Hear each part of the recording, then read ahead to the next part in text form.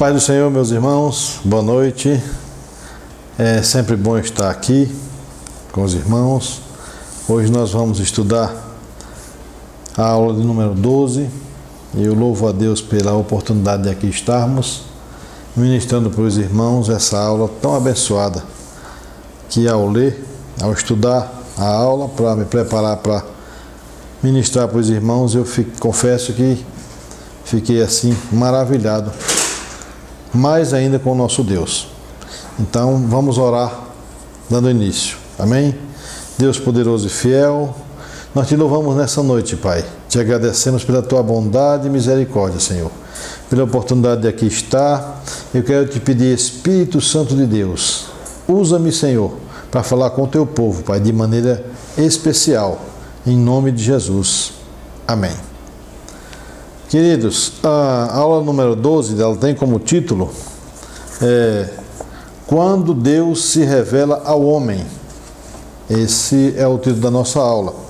O textual nos diz: Então o Senhor respondeu a Jó desde a tempestade. E a verdade prática nos instrui da seguinte forma: mesmo transcendente e distinto de sua criação, Deus se revela ao homem mortal. Isso, meus irmãos, é um privilégio para as nossas vidas. O ponto central da nossa lição diz o seguinte: Deus se revela ao ser humano. E esse privilégio que nós temos, falo isso para o povo de Deus, são poucos, tá? É para quem o busca. A leitura bíblica em classe da aula de hoje encontra-se no livro de Jó, capítulo número 38, versos 1, 2, 3, 4, e Jó 39, 1, 2, 3, 4, 5 e 6, e Jó 40, do 15 ao 24, aliás, 15, 16, 17, 18, 24, e Jó 41, versos 1, 2 e 3. Nós estudaremos sobre essa lição hoje. Quero convidar os irmãos para terem atenção, porque vai falar profundamente aos seus corações, como falou ao meu. A introdução da nossa aula diz o seguinte: nesta lição vamos estudar como Deus se revelou a Jó e dialogou com o patriarca. Jó 38, verso 41, esse episódio marca o ápice do livro de Jó, pois mostra a quebra do silêncio divino. Ao longo desse estudo veremos que as respostas de Deus não são precisas, segundo a objetividade que os homens esperam. Jó, portanto, é desafiado a comparar sua habilidade e sabedoria com as divinas e a responder quem, de fato, age com justiça no mundo. Na introdução, meus irmãos, já nos instiga ou nos conduz a entendermos que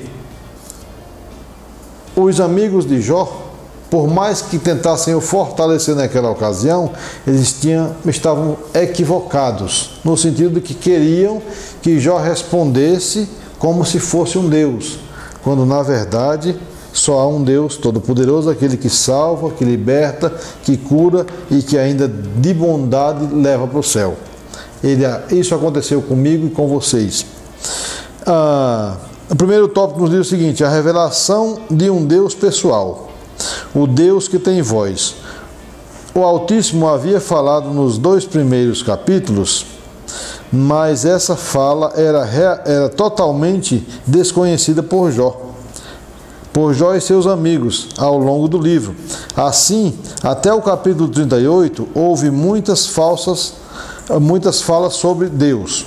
Jó falou, sua mulher, seus amigos o falaram. Todavia, Deus mesmo não falou durante todo esse período. Ele estava o tempo todo presente, mas sem dizer nada a Jó, até que quebrou o silêncio. Depois disto, o Senhor respondeu a Jó de um redemoinho. Os irmãos conhecem a história, mas vamos nos aprofundar mais sobre essa questão.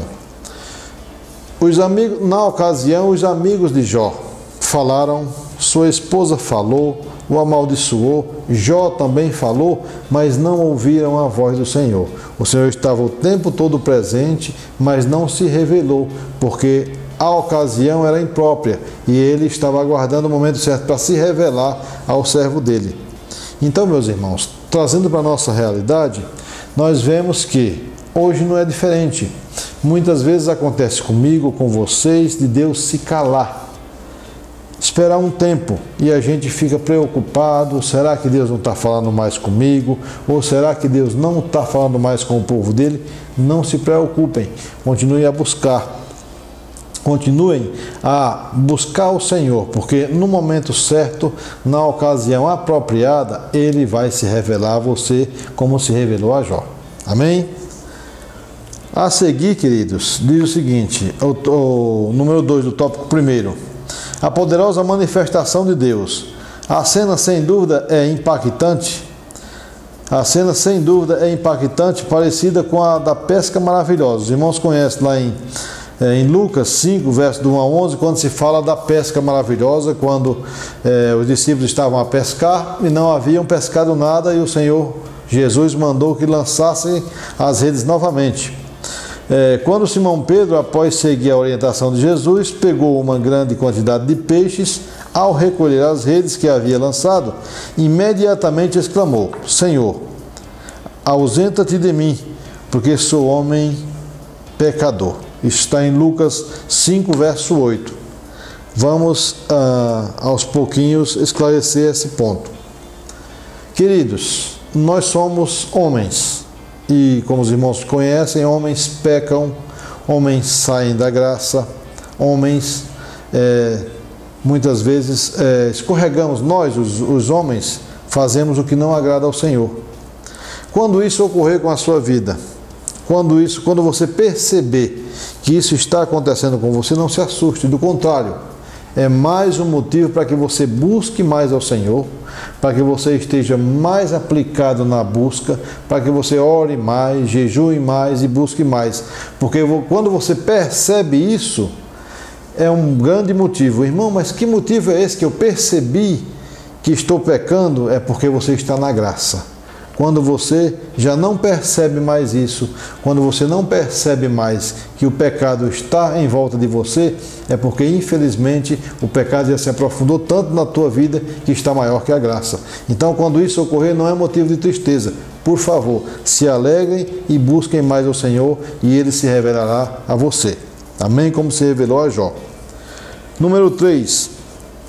O Deus que está presente. Expositores bíblicos destacam que Deus se revela como Jeová, o Deus do pacto. Entre os capítulos 3 e 37 aparecem várias vezes referência a Deus como El Shaddai, o Deus Todo-Poderoso. Na teologia tradicional, exposta pelos amigos de Jó,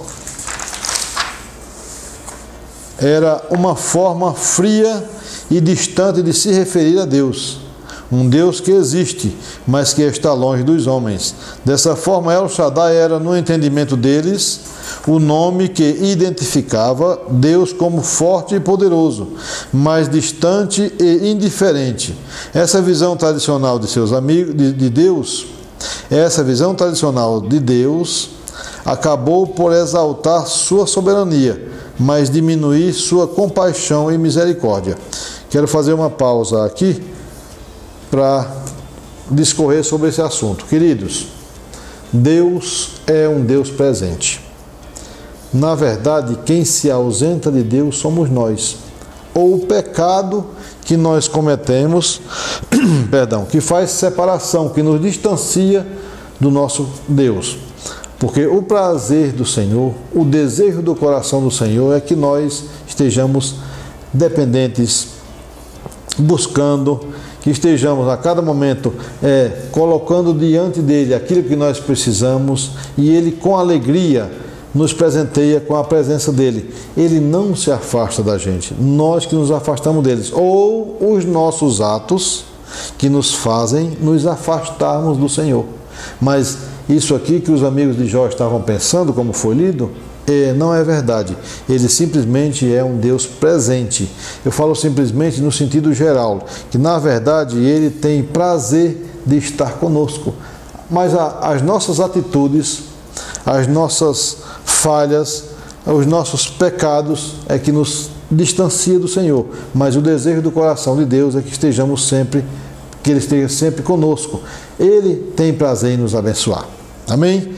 A segunda parte diz o seguinte: nesse contexto, Jó clama por encontrar a Deus, chegar ao seu trono. Está em Jó 23, do verso 3 e 8 e 9.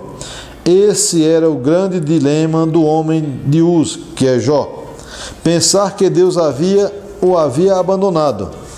O patriarca nada sabia dos bastidores celestiais, onde o diabo apostou na sua falta de integridade. Ele não sabia a razão do silêncio de Deus. Daí toda a sua angústia e desespero por se sentir sozinho e abandonado. Eu quero pausar novamente e dizer para os irmãos que naquela ocasião havia, como os irmãos conhecem a história, o diabo havia investido na vida de Jó e o Senhor permitiu que ele passasse por tudo aquilo simplesmente para mostrar para o inimigo das nossas almas que Jó era realmente um servo fiel.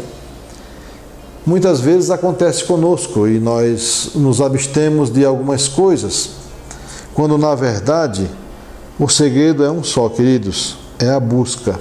O segredo é estar buscando a face do Senhor. Por quê? Porque o inimigo das nossas almas, ele investe contra as nossas vidas. Mas eu tenho um Deus todo-poderoso. Você tem um Deus todo-poderoso que está sempre ao seu lado, que está sempre a te proteger com a mão sobre as nossas vidas para nos guardar. Esse era o momento que Jó estava se sentindo sozinho, porque o Senhor havia desafiado o inimigo que Jó era realmente fiel. E por não ter o conhecimento que nós temos, que eu e você temos hoje, que é a Bíblia, que está na nossa mão, à disposição o tempo que nós quisermos, não ter o discernimento, Jó achou que estava sozinho. Mas Jó era um servo fiel e provou até o final, como nós vamos ver a seguir. Amém? Tópico 2. A revelação de um homem sábio. Na mecânica celeste, Deus convida Jó a contemplar o universo e vê-lo como funciona. Está em Jó, capítulo 38. Há uma mecânica celeste que rege os fenômenos naturais de forma que garanta uma perfeita regência. O Criador desafia Jó a contemplar tudo isso e ver como seu funcionamento harmônico atende a um propósito superior. De fato, o salmista disse que os céus manifestam a glória de Deus e o firmamento anuncia as obras das suas mãos. Salmo 19, verso 1. Jó se comporta como um grande sábio, mas Deus mostrou-lhe que ele nada sabia. E aqui eu quero pausar novamente, irmãos. Nós estudamos, buscamos o conhecimento secular e isso é muito bom. Quero incentivá-los a quem já o busca continuar fazendo isso. Mas entendam uma coisa: a verdadeira sabedoria só vem do Senhor. A sabedoria que nós precisamos para nos mantermos na caminhada com o alvo, que é o céu, essa só vem de Deus.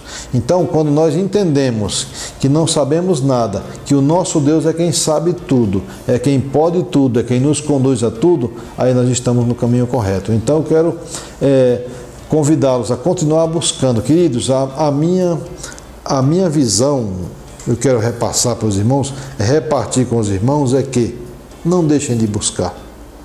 Não deixem de buscar, busquem ao Senhor, como a Bíblia nos ensina, a tempo e a fora de tempo. Irmão, mas como eu posso fazer isso? Como os irmãos já ouviram em algumas ocasiões, quando me é oportuno no púlpito, é sobre a questão de estarmos buscando, de separarmos um tempo, de santificarmos um tempo para a busca do Senhor. Porque isso serve para o nosso contexto de vida inteiro. Nós não temos, se você ainda não tem um hábito de tirar um tempo para o Senhor, procure buscar. E o Senhor com certeza se revelará a você, como se revelou a Jó e a muitos outros irmãos. Amém? A parte B. Por isso o Criador o desafia a contemplar o mar e o sol. Jó 38, do 8 ao 15, fala sobre essa questão. Pois ele nada sabia da origem dos oceanos, da grandeza da luz solar e menos ainda das dimensões da criação. Então, Jó achou que sabia, mas o Senhor o mostrou e instruiu ele, convidou ele a conhecer a grandeza do Senhor. Número 2. Na dinâmica da vida. Se Jó nada sabia sobre a ordem da criação, muito menos sabia sobre a providência divina para mantê-la. Jó 38, do 39 ao 41. Jó deveria ser capaz de responder às seguintes questões: como veio a existir a criação?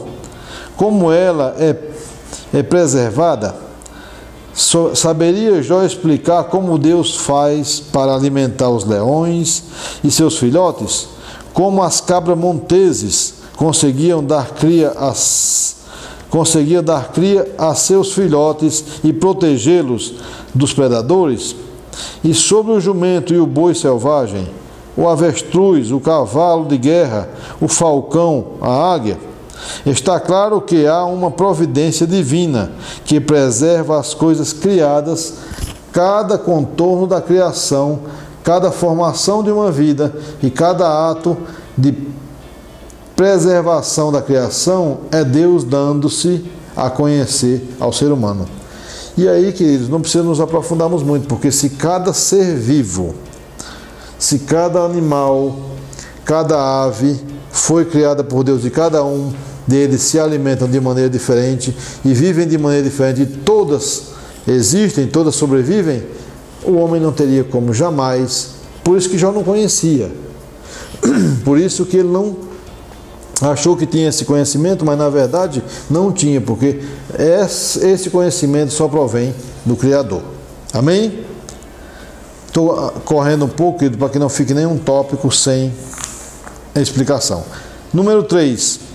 Na necessidade de se conhecer melhor a Deus. Era preciso que Jó contivesse seu orgulho. De fato, ele falou muita verdade sobre Deus, mas ignorou o quanto não sabia acerca do Criador. A revelação de Deus sobre a mecânica celeste e da vida não foi uma censura à integridade e sinceridade do patriarca.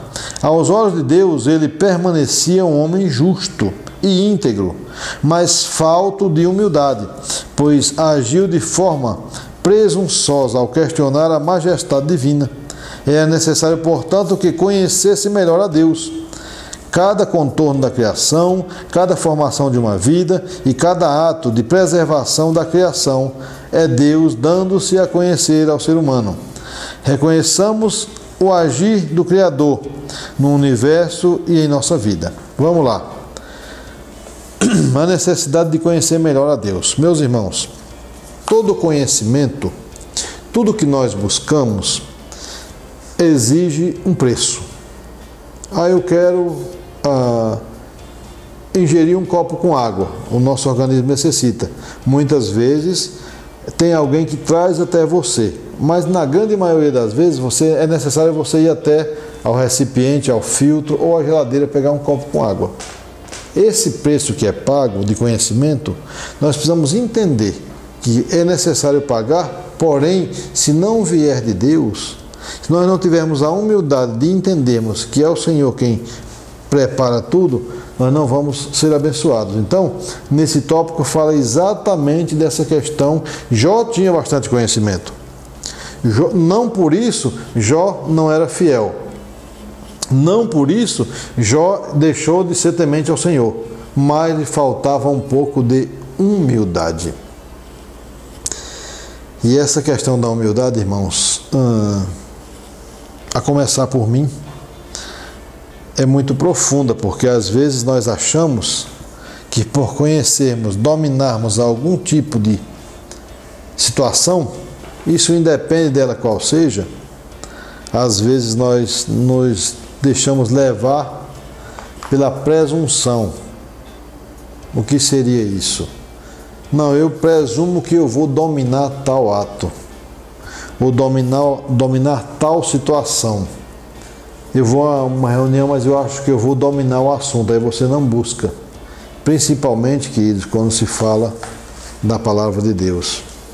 Eu quero incentivá-los nessa ocasião, a mais uma vez, a buscar mais ao Senhor, a ler mais a palavra, a separar um tempo mais para o Senhor, porque isso vai fazer muito bem para a sua vida e isso vai nos tirar a presunção que sabemos algo. Isso vai nos conduzir a uma humildade que agrada ao Senhor. E a humildade, queridos, ela tanto secularmente falando, como biblicamente falando, ela é cabível em qualquer situação. E a Bíblia fala que o Senhor não resiste a um coração quebrantado e humilde. Então, busquem ser humildes na presença do Senhor e dos homens. Amém? O tópico número 3 fala sobre a revelação de um Deus poderoso e justo. Poderoso e justo. Eu vou ler, mas eu quero me ater um pouquinho sobre a questão do poder e da justiça. Diz o seguinte: Behemote e o Leviatã, nos capítulos 40 e 41, Deus faz referência a duas grandes criaturas. Ele chama a atenção de Jó para a natureza indomável desses animais. A fim de ilustrar seu poder divino, algumas Bíblias traduzem esse termo como hipopótamo e crocodilo, respectivamente, esses dois animais. Enquanto o behemote representava a força bruta de um animal por excelência, o Leviatã se parece mais com uma criatura com poderes sobrenaturais. Ele se apresenta, por exemplo, dessa forma, em Isaías 27. Assim, Behemote e o Leviatã apresentam o ápice da força tanto natural como sobrenatural, assim como é o inexplicável e maravilhoso mundo criado por Deus. Mesmo poderosos, Behemote e Leviatã estavam debaixo da mão de Deus. Debaixo da mão de Deus. Queridos, aconteceu há poucos dias as eleições na América.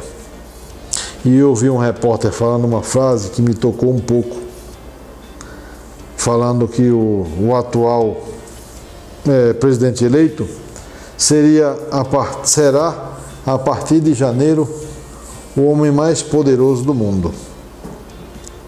O que eu estou querendo dizer com isso? Queridos, pode ter poder, pode ser o mais poderoso do mundo, mas há um só Deus poderoso e fiel, o nosso Deus. Não tem homem, não tem americano, não tem nigeriano, não tem africano, não tem nenhum homem que tenha poder que não seja dado por Deus. Então vamos imaginar no poder do Senhor. O poder que salva. Ele pode ter poder para fazer guerra, ele pode ter poder, o americano. Eu quero sintetizar, o presidente americano. Ele pode ter poder para criar guerras, para destruir pessoas, para destruir navios, para construir aviões de guerra. Mas o poder verdadeiro que é dado para ele vem do nosso Deus. O Deus que pode todas as coisas. O poder que é, na verdade, o único poder que nós devemos temer é aquele que pode salvar vidas. O presidente americano, ele não pode salvar vidas, que nós temos um Deus que salva vidas, que ele um dia salvou a mim, ele um dia salvou a você, ele um dia nos tirou de lugares que não agrada a ele e nos trouxe para esse lugar maravilhoso que é a presença dele. Na melhor das hipóteses, queridos, quando a sua vida você achar que ela está com dificuldade e já não vale muita coisa, lembre-se que um dia um Deus Todo-Poderoso pai de um único filho, ele doou aquele filho para que eu e você fôssemos salvos. Esse poder só vem do nosso Deus. Amém? A segunda parte, o segundo tópico diz o seguinte: a justiça e a graça. Se Jó não é capaz de lidar nem com Beemote, nem com o Leviatã, então como poderia tratar desse mundo complexo? Ele agiria com justiça ao tratar dos complexos dilemas humanos? Deus deseja mostrar a Jó o seu erro ao dizer que o Criador não havia sido justo com ele, nem com o ímpio. Isso está em Jó, no capítulo 6, do verso 29, no capítulo 27, do 1 ao 6, e no 21, do versos 29 ao 31. Nesse sentido, Jó seria capaz de tratar com o mundo de forma melhor que Deus, como deu indiretamente a entender nas suas argumentações. E eu quero fazer mais uma pausa aqui, me ater só mais um pouquinho sobre a questão da argumentação de Jó. Mesmo temente, mesmo sendo fiel a Deus, ele ainda argumentava que o Senhor Deus havia sido, de certa forma, não havia sido da maneira que ele gostaria que fosse, não havia agido de maneira correta. Então, entra o conselho do Senhor para mim e para a sua vida. Queridos, entendamos que o Deus Todo-Poderoso, o Deus que salva, que liberta, que cura, que batiza com o Espírito Santo e, para concluir, ainda leva para o céu, ele não erra. Nós erramos, nós escorregamos, nós pisamos na bola, mas o Deus de Israel, o Deus de Abraão, de Isaac, de Jacó, aquele Deus que unicamente nos mandou o seu Filho para que fosse cravado numa cruz, por mim e por você, ele jamais erra. Então, quando nós começamos a entender, é muito preocupante, queridos, quando a gente começa a pensar dessa forma: eu fiz isso, eu fiz aquilo e o Senhor não viu. Ou então, não é possível, eu tenho tanta certeza do que eu fiz que eu acho que Deus errou. Se isso acontecer com você, repreenda esse pensamento, repreenda essa fala, repreenda esse acontecimento dentro de você, porque o nosso Deus não erra, ele não nos atrapalha, do contrário, o desejo do coração dele é nos abençoar. Quando Jó, nessa ocasião aqui, ele pensava dessa forma, observem que na leitura do livro de Jó, no geral, no contexto geral, ele fala assim: eu conhecia um Deus de ouvir falar. E no final, quando tudo ocorre e ele é libertado e ora pelos seus amigos, ele fala: eu agora o conheço de andar contigo. E essa oportunidade que Jó teve, você e eu também temos. Nós devemos conhecer a Deus não de ouvir falar. Eu estive numa igreja A, B ou C que teve uma pregação maravilha, ele falou de um Deus, o pastor, o pregador, o preletor, como você interprete, ele falou de um Deus que salva. Eu ouvi falar desse Deus. Nós devemos estar com Ele, buscar estar com Ele, porque esse Deus que você ouviu falar, que nós ouvimos falar um dia, hoje nós queremos conhecer. Eu quero conduzir vocês de maneira que vocês possam conhecer a Ele como Jó conheceu, de maneira que Jó disse no final da história: eu conhecia um Deus de ouvir falar, eu agora o conheço de andar com Ele. Essa oportunidade, meus irmãos, não foi apenas para Jó. Jó é o exemplo dessa situação, mas ela é liberada para mim e para você. E há só um caminho. Só há uma situação que você pode fazer isso acontecer: buscando ao Senhor. Eu sei que na minha fala aqui, nesses minutos que nós estamos juntos aqui, eu falei algumas vezes de buscar o Senhor, porque creiam, meus irmãos, que o correto para o homem, o bom para o homem, biblicamente falando, é buscar o Senhor em primeiro lugar. O Senhor até nos instruiu e disse: buscar em primeiro o reino de Deus e a sua justiça, e as outras coisas, certo? Então, se nós cremos dessa forma, se nós buscarmos dessa forma, se nós estivermos ligados nessa ocasião e nessa situação, com certeza você vai conhecer um Deus de estar junto, não apenas de ouvir falar. Amém? Na conclusão, diz o seguinte, antes de concluir, no final desse tópico, diz assim: não há nada que possa justificar o ser humano diante de Deus, senão a sua maravilhosa graça. Isso está em Efésios 2:8. Queridos, graça. O significado da graça, que os irmãos sabem, mas eu vou reforçar, é favor imerecido. A sua maravilhosa graça. Não tem outra saída. Deus não tem como o ser humano ser justificado diante de Deus. Por mais que você faça, por mais que você ajude, por mais que você abençoe, isso é muito bom. Isso é bênção. Poder ajudar alguém é maravilhoso. Isso não se discute. É galardoado sim, mas se não for a graça, a maravilhosa graça do Senhor, nós não alcançaremos o nosso alvo, que é o céu. Amém? A conclusão da nossa aula diz o seguinte: neste estudo, mostramos como Deus se revelou a Jó de uma forma maravilhosa. O que Jó tanto desejava finalmente aconteceu. O encontro com Deus. Este se revelou a Jó não para recriminá-lo, mas para revelar-lhe o quão imperfeito ele era e o quanto conhecia pouco acerca da majestade divina. O Criador mostrou a Jó que, apesar de seu Criador, apesar de seu silêncio, ele sempre esteve presente e no controle de todos os acontecimentos, cabendo, portanto, ao homem louvá-lo em toda e qualquer situação. E para resumir, queridos, está escrito, não sou eu apenas que estou falando. Olha o que diz na conclusão da própria aula: cabe ao homem simplesmente louvá-lo, engrandecê-lo, porque há um só Deus, Todo-Poderoso, que tem poder para libertar, para curar, para salvar e ainda levar ao céu. Que Deus em Cristo vos abençoe. Muito obrigado pelo seu tempo. Que essa palavra fique no seu coração e que você possa desfrutar dessa maravilhosa graça que é do Senhor. Um forte abraço a todos. Que Deus vos abençoe.